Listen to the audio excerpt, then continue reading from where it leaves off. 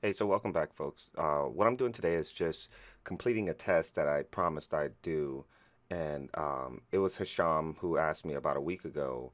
And he was asking me if I managed to solve the glitch, and his comment was, "Hey, Malik, did you manage to solve the glitches? Did you manage to get better results? Do you know about a shadow motion capture system?" And I replied to him, and I do know about that system, and I was telling him that I'll go ahead and check out the glitches and see if it was part of the system. But then he was saying that he actually needed this because he was going to use it for some project, and I'm paraphrasing, obviously. So then I promised him that I would go ahead and quickly make a video. So this video won't be as detailed because it was something that I made specifically for a viewer, so that way you guys can have clear information. Now, there was a few things that I noticed when doing this video, especially when importing it, exporting it, and importing it inside of something like MotionBuilder, is that their skeleton system doesn't give you a full skeleton system, so it's not as simple as bringing the motion capture data into MotionBuilder because it doesn't recognize it as a standard skeletal system.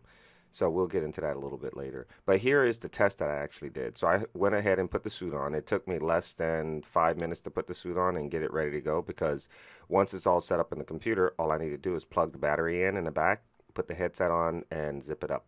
And that's how fast it was. But I did notice a few things when I'm playing this. Let me check this out real quick. Um,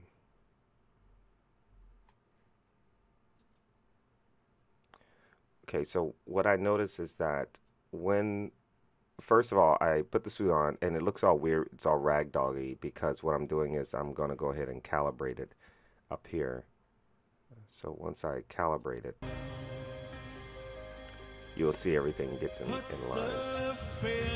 So I'm just moving around, and initially I thought I saw some glitches or something like that going on, but it was because I had something wrong with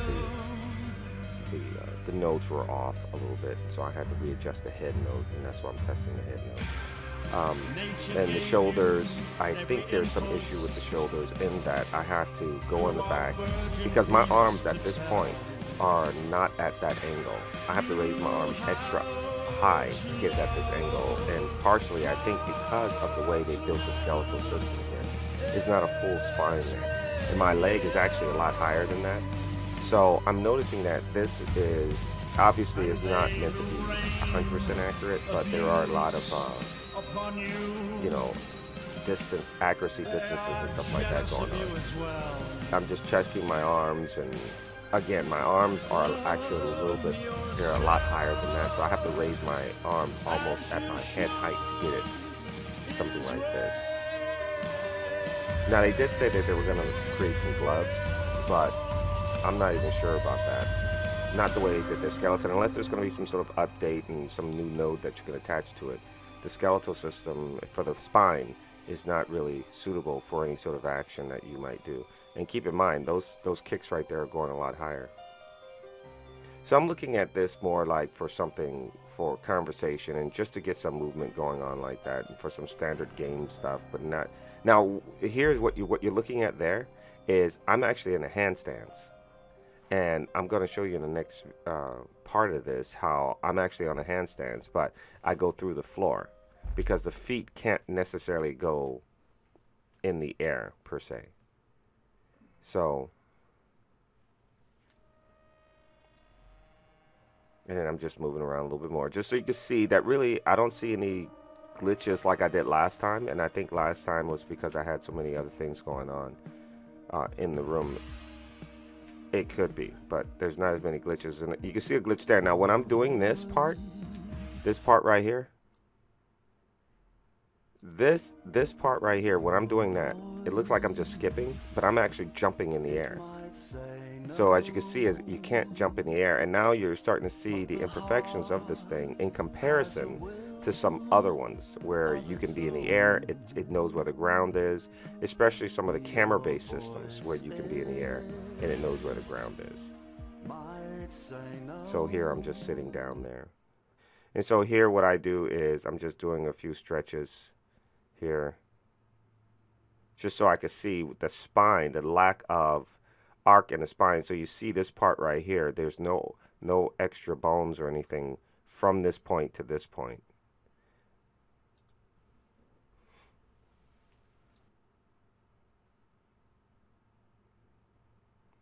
So here's the same thing I just did, just at a different angle.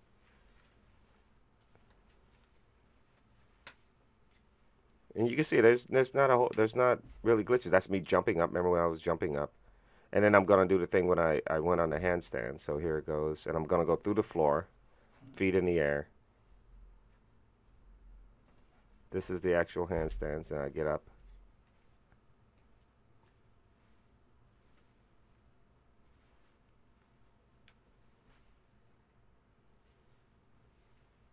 Now, as I'm doing this, if I do it, so I think what's going to happen here is I'm going to run, and after I run, I think I'm going to do something a little bit faster.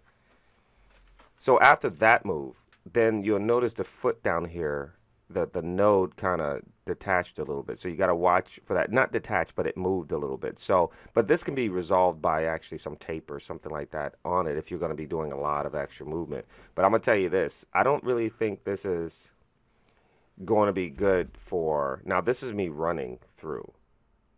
I'm just running through. And that's where you start getting a little bit of that glitchiness going on. At least that's what it looked like. Now, when I bring it into, so what I did was, I did all of that. Now let's look at that run again. Everything's smooth. Now remember, this is what the camera is not following, so you don't see that glitchiness that the camera caused when it was trying to track the character. Now when you see those yellow markers, you can turn that off or on, but the yellow markers, and you look at the foot, how it's crossing over the other foot.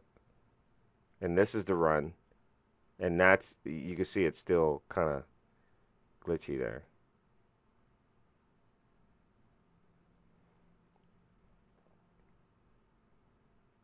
So here I bring it into MotionBuilder, the FBX. And the main thing I want to show you about this is as I scroll around here, look at the spine. It's just one spine that connects directly to the shoulders. So it's not much flexibility. And I think the flexibility on the top is an algorithm. It's not by the bones themselves. So I'm starting to realize that they are trying to calculate some things. They're not really tracking everything. Also, their bone system is not conducive to action.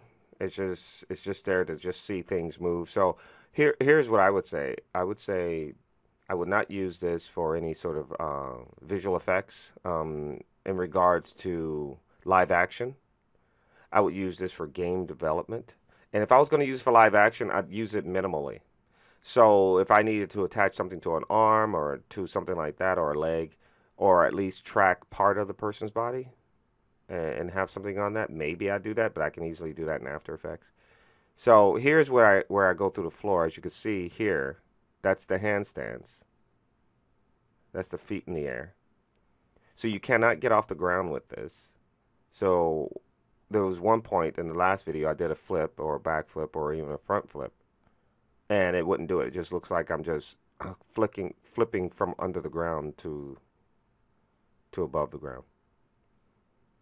And that doesn't mean you can't edit that and change that, and you still use it. You can still use it, but you know, that's some extra work you have to do. And that's the fast movement that I was doing. Faster, not fast, but faster. And then this is just the walking around. Now, if you look at the feet here, see how it's crossing over? It's crossing over. So that's when the nodes kind of go off a little bit. So another suggestion would be, and that's the run, and you can see it, that is jerky until I start slowing down. It's jerky. No fast movement, no really fast movement with this as far as constant moving around. So it kind of defeats the purpose of having a large area if you're going to be running or doing anything too quickly.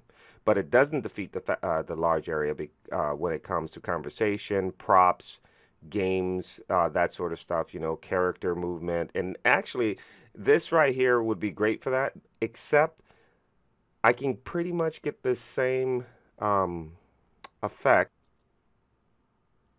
I can get the same effect using camera-based systems. But this has been a pretty good experience with that I've had with it. I hopped in; it's still able to work, and there's some issues, obviously. But I'm not sure if these are $3,000 worth of issues that I should be having. And I'm not sure if that's a $3,000 worth of bone structure I should have. That should have been thought out a little bit more. And the glitches and stuff like that should have been thought out a little bit more. So if you are on a tight budget and you absolutely need this for some sort of action, especially live action, I would not get it. But if you're going to be using it for game development or anything else like that, even for demonstration, then you can go ahead and get it because it's going to be useful and it's portable and it's quickly you can easily put it on. So the portability, the affordability is in that it is portable and it's easily set up. Unlike the other ones that I've had. So with a camera-based system, you're locked into that area. You can't go into a classroom or into a conference room and do a presentation with it unless you have access to the conference room. This one right here, you bring your hub, you bring your laptop, and you're ready to go, which is pretty impressive. So hopefully this video answered a lot of the questions. Let me check online and see if there was any other questions. Yeah, so there was another question from Michael. And the question was, is the latency really that bad? And I would say, no, it's not really that bad until you start doing some action there. So here are the questions, just so you guys can, I'm not pulling these out of my brain.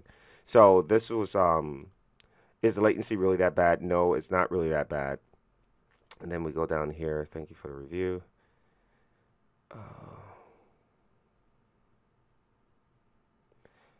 Here's Hasham. This is what we were talking about. And then, no,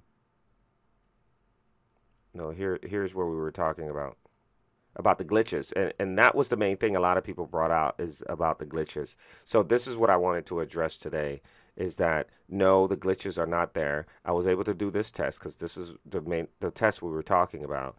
And I think we've narrowed this one down to its uses.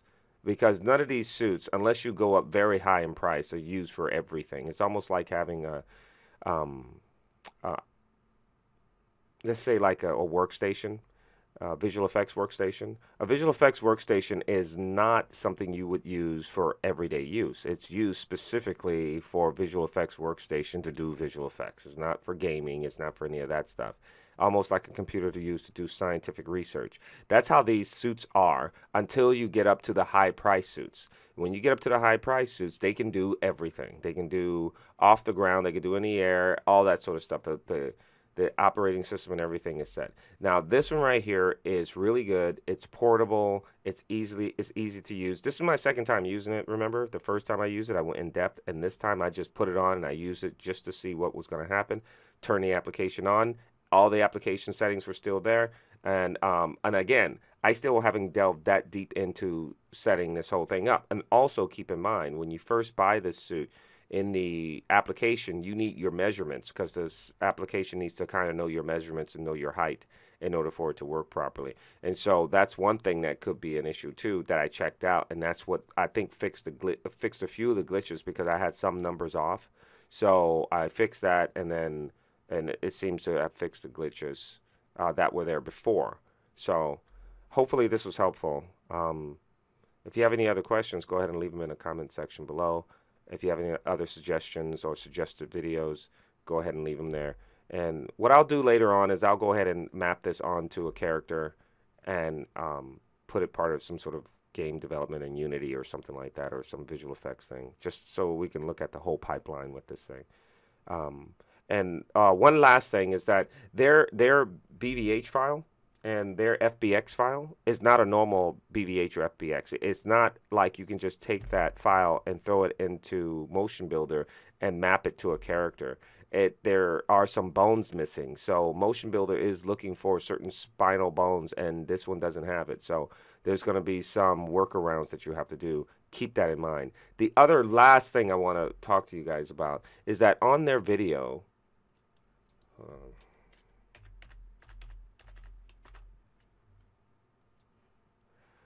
so they have this website, and when you go to the website, you look at this. You look at this, and then when you go, there's an area here where you go to their video, right? And then they have a video.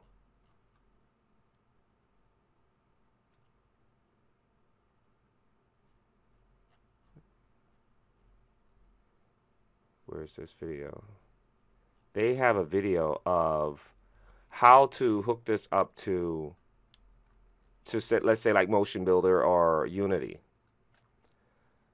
So it pretty much explains how to go ahead and put it in there. So if there's any other issues, they actually do it, and they don't have a problem with the extra bones missing. So I'm gonna go ahead and just do it the same way they do it. And if I have any issues, I'll figure out my own way of doing it inside of Maya or inside of MotionBuilder or some other application. So if you guys have any questions, leave them in the comment section below. Make sure you subscribe and make sure you share. Talk to you guys next time. Bye.